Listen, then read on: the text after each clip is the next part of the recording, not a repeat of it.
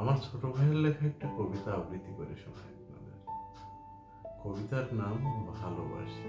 সে তোর সমস্ত আবেগ দিয়ে কবিতা।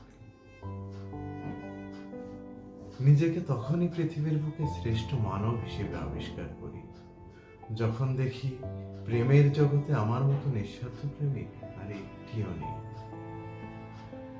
যখনই দুঃখের তীব্র অন্ধকারে আমাকে গ্রাস করতে চেয়েছে, তখনই হৃদয়ে থাকা ভালোবাসা নামক উত্তপ্ত সূর্যটি সেই অন্ধকারদের নিশ্চিহ্ন করেছে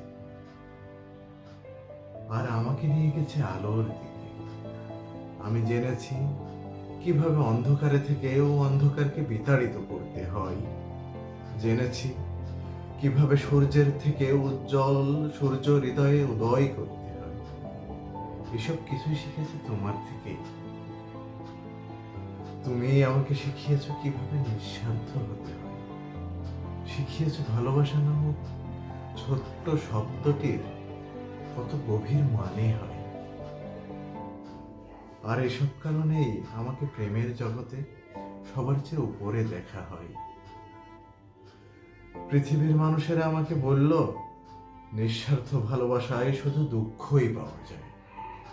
আমি তাদেরকে বললাম, নিঃস্বার্থ ভালোবাসায় যদি দুঃখও পেতে হয়, তবু আমার কাছে তা আনন্দের থেকে কোনো অংশে কম নয়।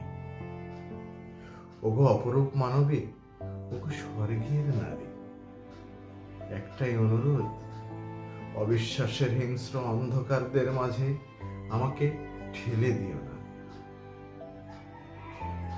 এই একটাই অন্ধকার, যে অন্ধকারকে আমি ভীষণ ভয় পাই। এরপর যদি অবিশ্বাসের কাঠগড়ায় আমাকে দাঁড় করিয়ে জিজ্ঞাসা করো, তোমাকে ভালোবাসি কিনা, আমি চিৎকার করে বলবো, ভালোবাসি, ভালোবাসি, ভালোবাসি।